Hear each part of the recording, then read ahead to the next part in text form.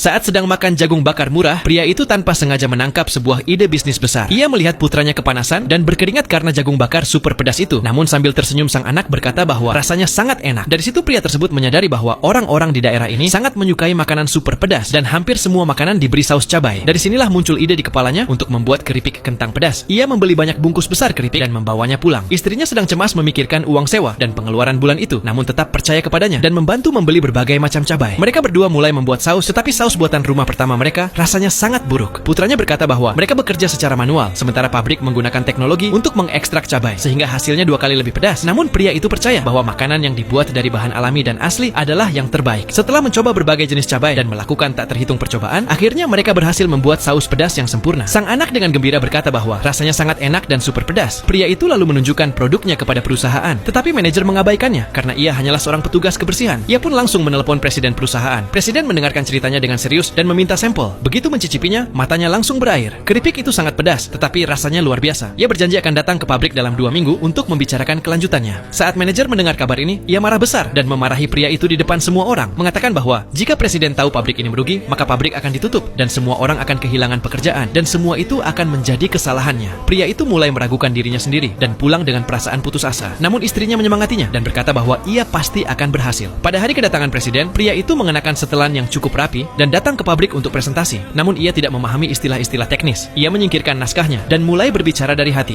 Para direktur pabrik mengajukan pertanyaan teknis yang tidak bisa ia jawab dan orang-orang pun tertawa. Meski begitu, presiden tetap memutuskan untuk berinvestasi pada produk ini. Produksi pun dimulai, tetapi para pelanggan tidak membeli keripik tersebut sama sekali. Produknya benar-benar gagal. Direktur menghentikan produksi dan menyuruh pria itu berhenti bermimpi. Pria itu hancur dan merasa bahwa dirinya hanyalah orang kecil yang tidak akan pernah sukses. Saat itulah putranya berkata bahwa tidak ada satupun iklan tentang keripik tersebut. Pria itu langsung menyadari di mana letak kesalahannya. Ia menemui teman-teman lamanya yang agak terkenal nakal dan meminta bantuan mereka untuk membagikan sampel gratis di jalanan. Lalu ia dan keluarganya pergi ke supermarket dan membeli sendiri semua keripik pedas yang ada di rak. Para pembeli lain menjadi penasaran melihat hal itu. Pria itu memanfaatkan kesempatan tersebut untuk langsung menceritakan produknya di tempat. Orang-orang pun terkesan dan mulai membeli keripik dengan cepat. Ketika presiden melihat laporan penjualan kuartal pertama, ia bertanya kepada direktur berapa anggaran iklan yang dihabiskan. Saat diketahui bahwa tidak 1 rupiah pun digunakan untuk iklan, ia langsung memerintahkan agar produksi ditingkatkan. Kali ini targetnya adalah 5 juta kotak. Semua lini pabrik berjalan dengan kecepatan penuh. Pabrik yang hampir ditutup itu kembali mempekerjakan para buruh dan dalam 6 bulan pabrik tersebut menjadi lebih besar dan lebih sukses dari sebelumnya. Dengan ragu-ragu pria itu bertanya, apakah sekarang ia bisa mendapatkan pekerjaan lain karena mimpinya adalah menjadi mekanik yang dihormati, tetapi permintaannya kembali ditolak. Manajer seperti biasa menyuruhnya membersihkan kamar mandi di lantai 2. Dengan terpaksa ia pergi ke sana dan di sana ia melihat presiden sedang menunggunya di depan sebuah pintu kantor. Presiden berkata bahwa ia juga pernah miskin dan mimpinya lah yang membawanya maju. Lalu ia menyelipkan sebuah kartu nama bisnis emas di bingkai pintu.